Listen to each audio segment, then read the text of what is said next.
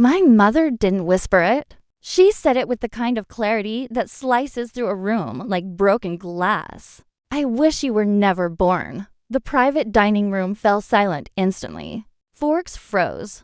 Glasses hovered midair. Even the soft jazz playing through the speakers seemed to choke out mid-note. Dozens of eyes turned toward me, some confused, some horrified, most waiting for me to crumble the way they'd always expected the quiet one to crumble. But I didn't. Something inside me, something that had been pressed down for years, rose slowly like a tide refusing to retreat. For the first time, I lifted my head instead of bowing it. I am Mara Ellison, 28 years old, a Stanford MBA graduate, and the daughter of a woman who could wound someone with a smile just as easily as with a sentence. This dinner was supposed to celebrate me, my graduation, my new consulting offer, my years of clawing my way into a life no one in my family believed I could build. I had booked the private room at Delmonico's, a place I used to walk past in college, wondering what kind of people ate behind glass walls that shimmered like gold. I thought tonight, for once, I might belong in a room like this. Then my parents walked in empty-handed and emotionally absent, their eyes already searching for reasons to be unimpressed. The compliments from my colleagues rolled effortlessly. You must be so proud of Mara. She carried our entire team. She's brilliant. My mother's smile thinned with every word. We're proud of both our daughters, she said sweetly. But Mara's sister Ashley is saving lives. That's real impact. My father chuckled and added, compared to a doctor, this is different. Their minimization was familiar, but tonight something in me tightened. Something raw and tired of being trimmed down to make room for Ashley's perfection. Then came my manager's toast, gracious, generous, heartfelt. And that was when my mother leaned forward, eyes sharp, voice smooth and deadly. I wish you were never born. She said it like she was commenting on the weather. The room froze. The universe paused. And inside that stillness, an old version of me, the girl who kept swallowing hurt, finally exhaled her last breath. I stood, pushed my chair back, and felt the ground shift. This time, I would not stay silent. This time, Mara Ellison would walk out on them before they could walk over her again. Long before the night my mother wished I had never been born, the groundwork had been laid quietly, consistently, and with the precision of someone pruning a garden, deciding which flowers deserved sunlight and which ones should simply survive in the shade. Ashley, my younger sister by 3 years, was always the bloom. I was the soil, useful, necessary, but never worth admiring. Growing up in Rochester, our house looked picture perfect from the outside, a 2-story colonial with trimmed hedges, clean shutters, and the illusion of stability. But inside, everything revolved around Ashley like planets orbiting a bright, beloved sun. If Ashley sneezed, my mother would bring tissues, medicine, a blanket, and sometimes a handmade soup she hadn't cooked for anyone else in years. If I sneezed, she'd glance over and say, "Don't get sick." I don't have the energy for that right now. When Ashley brought home a participation ribbon from a school event, my father announced it at dinner like she'd won a national award. My achievements, real ones, earned through long nights and relentless work, were acknowledged with a polite nod before conversation drifted back to whatever Ashley had said, done, or breathed that day. I learned the rules early. Ashley was exceptional by default. I had to prove I belonged in the room. I remember being 14, clutching the certificate from the regional math competition. First place, a real victory. I held the paper carefully, afraid of smudging the ink, eager to show my mother that I had done something meaningful. She didn't even look up from the laundry basket. "That's nice," she murmured, already shifting the conversation. "Ashley's volunteering at the hospital today. Isn't that wonderful? She's making real impact." Real impact. 2 words that became a knife I swallowed again and again. No matter what I achieved, Ashley's existence overshadowed it. She was the daughter my parents showcased, the one they introduced with pride, the one whose dreams they praised, funded, and protected. I was the daughter who filled the silences between their admiration, the one who worked quietly, who didn't ask for anything, who became useful instead of loved. In high school, Ashley breezed through theater clubs, student government, and charity events where photographers always happened to be nearby. My accomplishments, straight A's, scholarships, early morning coffee shop shifts barely registered. In college, the pattern calcified into something unshakable. When I got accepted into Stanford's MBA program, a level of achievement people spent lifetimes chasing. My advisor cried harder than my mother did. My parents' response? That's good, Mara. Did you hear Ashley got another award from the hospital? They love her there. As if my acceptance was a footnote in Ashley's ongoing saga of excellence. Yet, worst of all wasn't the favoritism itself. It was how naturally they expected me to accept it. I was the responsible one, the steady one, the daughter who didn't cause trouble, didn't demand praise, didn't need the validation they showered onto Ashley. My parents didn't just love Ashley more, they relied on me more. Bills got paid because I worked. Emergencies were handled because I stepped in. My sacrifices were invisible because I never complained. They believed I would always be there. They believed Ashley's shine justified the shadow they kept me in. And for nearly 3 decades, I let them believe it. But the night my mother said she wished I had never been born, something inside me snapped cleanly, like a bone breaking in, the exact way it needs to in order to heal properly. Because that moment wasn't an anomaly. It was the truth finally being spoken out loud. And I was finally ready to stop living in comparison to the daughter they always wanted and start becoming the woman I was meant to be. Before I ever walked into Delmonico's expecting a shred of pride from my parents, I had already spent half my life holding together the pieces of a family that never once held me back.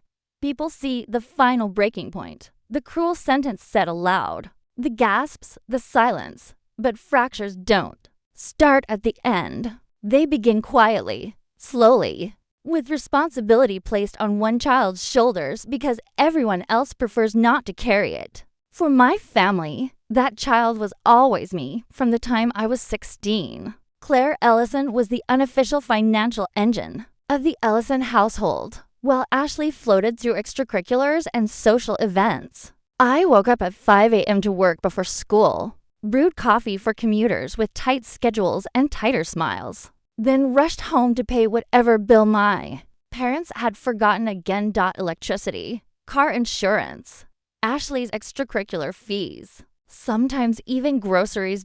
My father would wave his hand dismissively, saying, "You're good with numbers, Claire. You'll figure it out."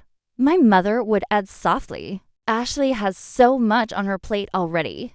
You know how stressful her schedule is."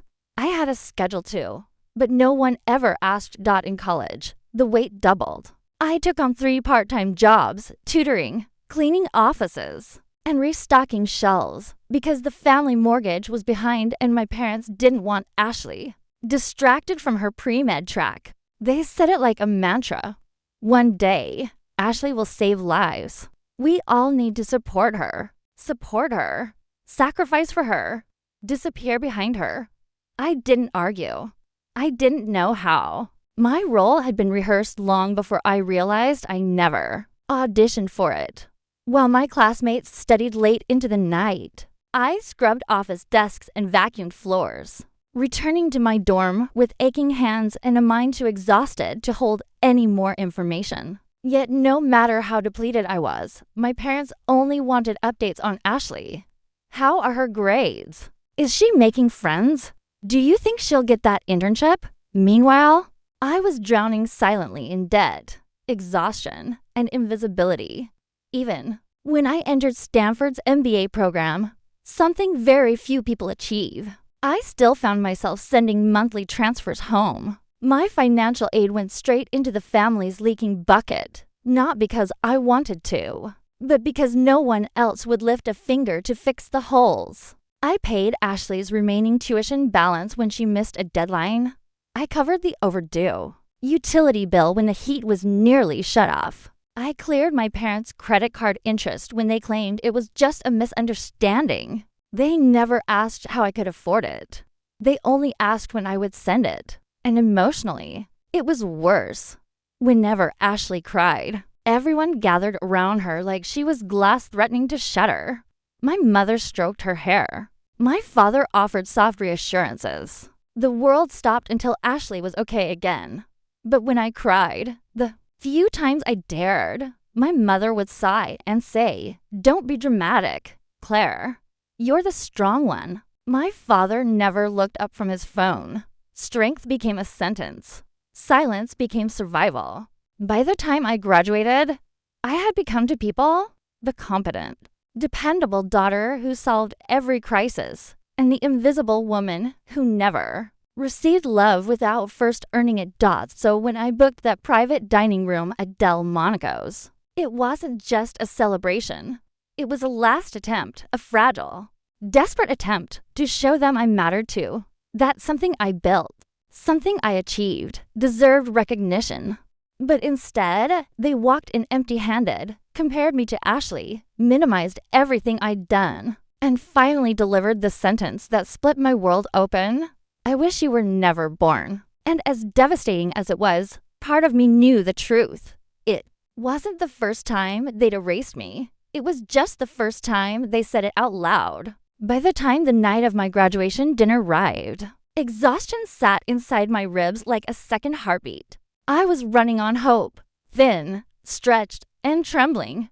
Hope that maybe, just maybe, this time my parents would meet me where I stood, that they would see me. I had booked the private room at Delmonico's weeks earlier. It was the closest I had ever come to gifting myself something beautiful. Crisp linens, shimmering glasses, candles that flickered like quiet applause. A room ready to celebrate a milestone I had bled for, earning my Stanford MBA and landing a consulting offer that could finally give me a life beyond survival. When my colleagues and professors entered, they brought warmth with them, genuine smiles, real congratulations, laughter that felt like sunlight. For a moment, I could pretend I belonged in a room like this. For a moment, I could pretend my family would be proud. Then my parents walked in. My mother's heels clicked sharply across the polished floor, each step announcing judgment. My father's expression was a familiar blend of weary tolerance and thinly veiled disinterest. They greeted no one first. They didn't even look at the room, or the people, or the small celebration built around my accomplishment. Their eyes went directly to me. No gifts, no flowers, not even a card.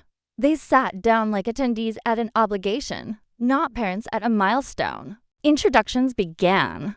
One of my professors leaned forward with an encouraging smile. "You must be so proud of Claire. Stanford MBS don't happen every day." My mother's lips curved into a brittle, practiced grin.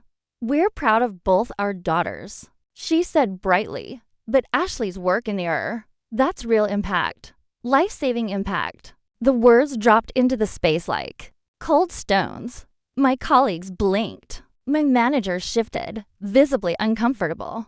Another classmate stepped in gently. "But Claire led our entire project team this quarter. She practically carried us." My father chuckled under his breath.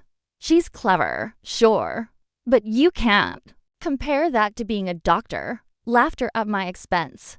Dismissal disguised as family charm. I swallowed so hard it hurt.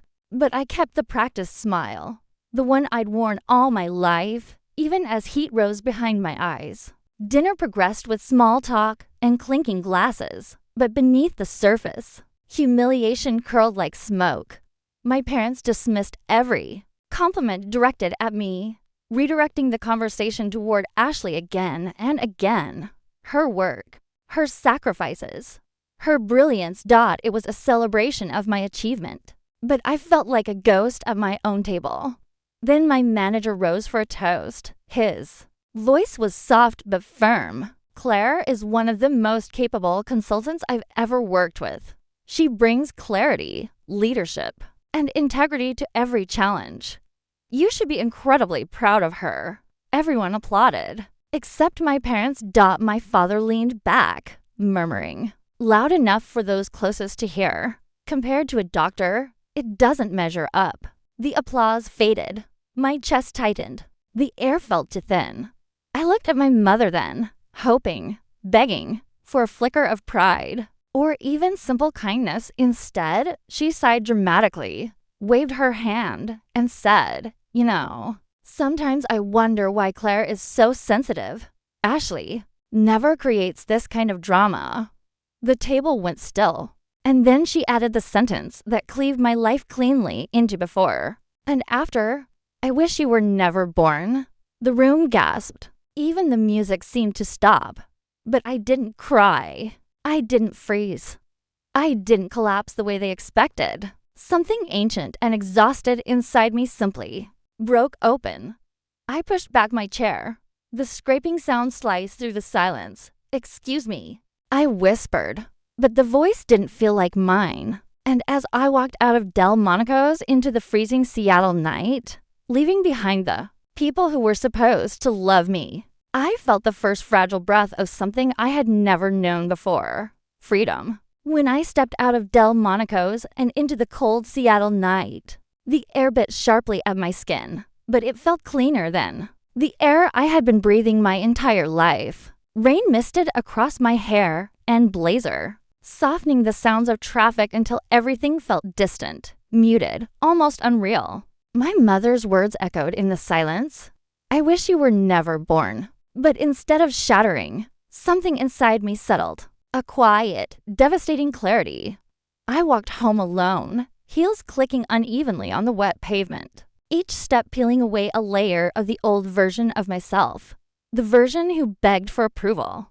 The version who gave without limits. The version who believed love had to be earned through sacrifice. By the time I reached my apartment in Bellevue, my hands were trembling, not from sadness, but from the weight of a decision I didn't yet realize I was about to make. Inside, the darkness felt both heavy and comforting.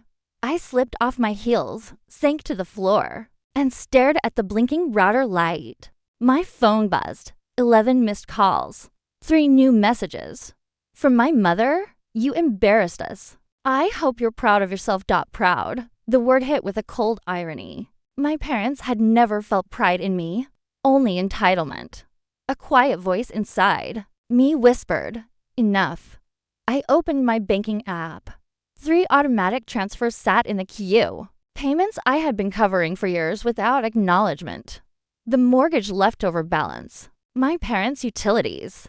Ashley's tuition installment. 3 financial lifelines I had been providing just to keep our family functioning, unnoticed. Unthanked, expected. My finger hovered. The old Claire, the one who lived on obligation and fear, the one who bent herself into shapes that fit their needs, tried to protest. But she was gone. I pressed cancel. 1, 2, 3. Each confirmation chimed like a lock turning in the right direction. The silence that followed wasn't empty. It was peaceful. The first true peace I'd felt in years. The next morning, Michael showed up at my door with takeout and a bottle of wine. "You alive?" he joked gently, stepping over my stack of textbooks. I nodded, sitting beside him on the floor. For once, I didn't feel the need to fake strength. "I think I'm done," I said softly. "With them, with bleeding for people who don't care if I'm cut open." He didn't tell me I was overreacting. He didn't defend them. He didn't tell me they're still your parents. He simply nodded. "Good," he said. "It's about time you saved yourself." Something inside me loosened at his words, like a knot finally untying in the days that followed. I expected guilt to swallow me whole, but instead, there was only clarity. Removing myself from their emotional and financial grip felt like stepping out of a foggy room into sunlight. I stopped answering their calls. I blocked their passive-aggressive texts. I reallocated the money I had been sending them into my own savings, into my future. I started sleeping longer, eating better, breathing Freely dot for the first time. I wasn't pouring from an empty cup.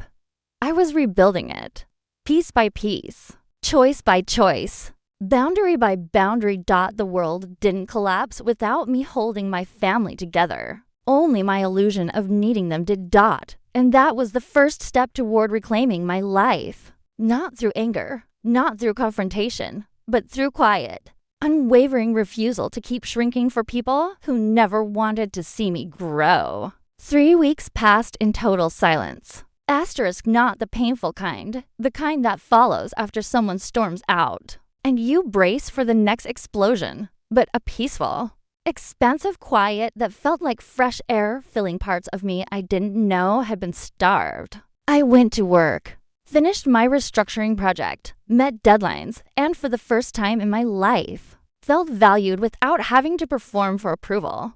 My manager trusted me with decisions. My team listened when I spoke. Even the mundane things, grocery shopping, making coffee, answering emails, felt steadier now that I wasn't carrying the weight of a whole family on my back. But silence in families like mine is never permanent. It always breaks. And always. For one reason. It happened on a Tuesday evening. I came home from a 12-hour day. Blazer slipping off one shoulder, exhaustion pressing behind my eyes. As I approached my apartment door, I noticed two silhouettes standing behind the frosted glass. At first, I thought it was a delivery. Then I heard my mother's voice. "Claire, open the door. We know you're there." My stomach clenched, not with fear, but with a calmness so firm it surprised even me. I no longer owed them immediate access. I no longer owed them urgency. I set my bag down, took a steady breath, and opened the door. They swept in without waiting for an invitation, like they always had, as if every space I lived in belonged to them by default. My father sat stiffly on the couch. My mother paced once across the room, her heels tapping like a metronome of irritation. "We need to talk," she said sharply. I didn't answer. I simply leaned against the counter, waiting. "It's about Ashley," my father finally said. Of course it was. "It always is," I murmured. He cleared his throat. "Her internship ended unexpectedly. Funding cuts. She's behind on tuition. And if the balance isn't paid, she may have to withdraw from her program. Ashley, the golden child. Ashley, the sun around which my parents orbited. Ashley, whose needs always eclipsed mine." Before I could respond, my mother snapped. "We need your help." There it was. Not an apology, not concern for me, not a moment of introspection about the night they tore me apart in public. Just need. I almost laughed. The audacity was staggering. "You're being petty," my mother added quickly, misreading my silence. "Ashley is your sister. Family helps family." I exhaled slowly. "Is that what we're calling this?" I asked. "Family?" My mother's eyes narrowed. "Claire, don't start. Ashley is struggling, and it's your responsibility." I cut her off quietly. "No, it's not." My father bristled. "We raised you. You owe." I stepped forward, meeting both their eyes. "I don't owe you anything." Shock flickered across their faces, not because of what I said, but because it was the first time I had ever said it. My mother scoffed. "You're making a mistake. Ashley needs you, and you're being selfish." I felt something inside me settle into place, a boundary so solid it felt like stone. "I carried this family for years," I said. "I paid the bills, covered emergencies, filled every gap you ignored, and in return, you humiliated me in front of my colleagues. You said you wished I was never born." My father flinched, but my mother lifted her chin defiantly. "We were angry. You embarrassed us." "No," I said calmly. "You embarrassed yourselves." I just left the room. The air thinned, growing sharper by the second. My mother crossed her arms. "Well, are you going to help or not?" "No." The word landed with the clean precision of a door slamming shut. My father stood abruptly. "You'll regret this." Maybe once, long ago, that would have terrified me. But not now. I walked to the front door, opened it wide, and let the hallway light spill in. If you came here to apologize, I would listen, I said softly. But if you came for money, that conversation ended at Delmonico's. My mother stared at me, anger battling disbelief. Disbelief battling the realization that her control was slipping. You'll need your family someday, she hissed. I'd rather need no one, I replied, than keep needing people who don't see me. For a moment, no one moved. Then, for the first time in my life, my parents walked out when I told them to. When the door clicked shut, the silence that followed wasn't painful. It was victory. Small, quiet, but unmistakably mine.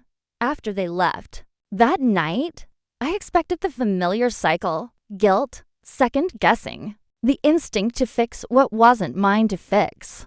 But none of it came. Instead, the silence in my apartment felt solid, like a door finally locked from the inside. For the next few days, I focused on work. My restructuring project advanced faster than projected, and my manager trusted me with decisions that would have terrified me months. Clear. I slept better, ate better, breathed better. The world felt less heavy when I wasn't dragging to unwilling adults and their golden child daughter behind me. But peace never lasts long with people who only contact you when they want something. 1 week later, I returned home to find my parents sitting outside my apartment door again.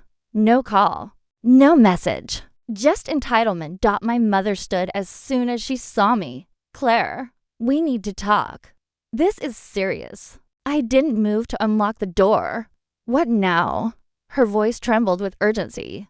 Not emotion, urgency. Ashley might lose her placement entirely. The tuition is overdue, and the school won't wait. She's devastated. You have to help. I didn't flinch, didn't soften, didn't fill the role they carved for me since childhood. No. I said, I'm done. My father stepped forward, his voice tightening. You're being spiteful. Family doesn't abandon each other. Family doesn't tell their daughter they wish she wasn't born. I replied, so let's not pretend we're working with the same definition. My mother's face drained, then hardened all at once. You're overreacting. You know I didn't mean that. Yes, I said softly. You did. For the first time, silence fell between us, a silence not born from fear, but from truth. My mother opened her mouth again, searching for a new angle. Claire, we're asking for help, and I hear you, I said, but I'm choosing myself. Her jaw tightened. You'll regret this. One day you'll realize you pushed away the only family you have. I unlocked my door, stepped inside, and looked at them through the narrow opening, the same way I had looked at the life I used to live. Maybe, I said, but I won't regret ending a cycle that was killing me. My mother blinked hard, stunned by the calm finality in my voice. My father muttered, Claire, don't do this. But I already had. You chose Ashley every time, I said. You made that clear. So now you get to live with your choice. I don't exist for you anymore. Their faces froze, shock, rage, confusion blending together. Then I delivered the final boundary, the one I had swallowed for years. Do not come back unless you are here to apologize. Truly apologize. Otherwise, this door stays closed. And before either of them could speak, I shut the door. It didn't slam. It didn't echo. It simply clicked. Quiet, strong, irreversible. The sound of a daughter reclaiming her life. The door clicked shut behind them. But instead of echoing through the apartment like loss, it settled over me like relief. Quiet, steady, earned. I stood there for a long moment, my hand still on the doorknob, letting the weight of what just happened sink in. For the first time in my life, I hadn't folded, apologized, or carried responsibility that didn't belong to me. I chose myself, and the world didn't end. It got lighter. The days that followed felt strangely new. It wasn't dramatic. Nothing exploded, nothing shattered, but small, Subtle shifts rearranged my life piece by piece. I stopped checking my phone for messages I pretended not to care about. I stopped rehearsing conversations that would never happen. I stopped waiting for the version of my parents that only existed in hopes and hypotheticals. Work flourished. My confidence, something I used to think was fragile, expanded into. Every room I walked into, meetings felt different. I didn't second-guess every slide or anticipate criticism that never came. My ideas were clearer, bolder, and for the first time, I felt like I wasn't borrowing space. I was claiming it. My manager noticed. Claire, he said one morning, leaning against my office doorway, whatever's changed, keep it. You're leading like someone who knows exactly where she's going. I didn't explain. Growth didn't need an audience. Outside of work, my world expanded in ways I didn't expect. I signed up for a pottery class, something I'd wanted to do for years, but always dismissed as a waste of time. Echoing my mother's voice, it was messy, imperfect, frustrating, and it made me feel alive. I joined a weekend hiking group. I started cooking meals that weren't meant to impress anyone. I bought a small plant from my balcony, and when it didn't die, I bought 3 more. Slowly, quietly, I began building a life that reflected me, not the daughter I was expected to be. 3 weeks after I set the boundary, I received an email from Stanford asking if I'd be willing to guest speak for a panel on resilience in leadership. The old version of me would have panicked. Why me? What if I embarrass myself? The new version simply smiled. I said yes. On the evening of the panel, I walked onto the stage in a forest green blazer, hair pinned neatly, hands steady. Students filled the seats, notebooks open, ready to absorb whatever the speakers offered. When it was my turn, I didn't talk about titles, promotions, or strategy. I talked about survival, about invisible labor, about learning to stop auditioning for a family that refused to clap. The room was silent in the best way, a silence that meant every word landed. Afterward, a girl approached me, hands trembling slightly. I've been living my life for everyone except myself. She whispered, hearing you speak, I think I'm finally ready to stop. For a moment, I saw the version of myself who once believed tolerance was love. I squeezed her hand gently. It's not your job to shrink, I said. Not for anyone. When I returned home that night, Seattle's lights shimmered across the bay, reflecting on the water like a city exhaling. My apartment felt warm, lived in, peaceful. No tension, no guilt, no waiting for shoes to drop that never should have been mine to carry. Standing on my balcony, I realized something powerful. My life hadn't fallen apart without them. It had finally begun. When people hear my story, they often ask the same question. How did you walk away from your own family? But the truth is simpler than it looks. I didn't walk away from my family. I walked away from a version of them. That required me to disappear in order to stay. My entire life was built around quiet endurance, absorbing insults, carrying burdens, filling in financial gaps, being the responsible one so Ashley could shine and my parents could maintain their narrative of perfection. I thought that was love. I thought sacrifice was the currency of belonging. But the night my mother said, I wish you were never born, a crack formed in that belief. Not because the words hurt, though they did, sharply, deeply, but because the world didn't collapse. Afterward, nothing shattered except the illusion. The illusion that love must be earned. The illusion that family can treat you any way they want simply because you share blood. The illusion that boundaries are selfish. As life unfolded after that moment, something profound took shape. I began to see myself not as a background character in someone else's storyline, but as the protagonist of my own. The journey wasn't loud or dramatic. It was quiet, intentional, a series of small decisions that added up to transformation, canceling automatic payments, setting limits without apologizing, allowing silence to exist without rushing to fix it, letting absence reveal what presence had been hiding Dot, and through that process, I learned something I wish someone had told me years earlier. Distance isn't cruelty. Distance is clarity. Boundaries aren't punishment. Boundaries are protection. Walking away isn't abandonment. Walking away is choosing peace when chaos refuses to change. My life didn't get better because my parents apologized. They never did. It didn't get better because they understood they still don't. It got better because I stopped making myself small enough to fit into the space they offered me. And once I outgrew their expectations, I finally had room to grow into myself. So yes, the story looks like loss from the outside, but from the inside, it's reclamation. It's choosing a life where love isn't conditional, where success isn't compared, where your worth isn't debated, where you don't have to earn a seat at a table you built with your own hands. Message to the listener: if you've ever felt unseen, undervalued, or used by the people who were supposed to love you the most, hear this. You are allowed to protect your peace. You are allowed to stop carrying what was never yours. You are allowed to choose a life that doesn't hurt. Walking away doesn't make you heartless. Sometimes it's the first act of self-love, and you're not alone.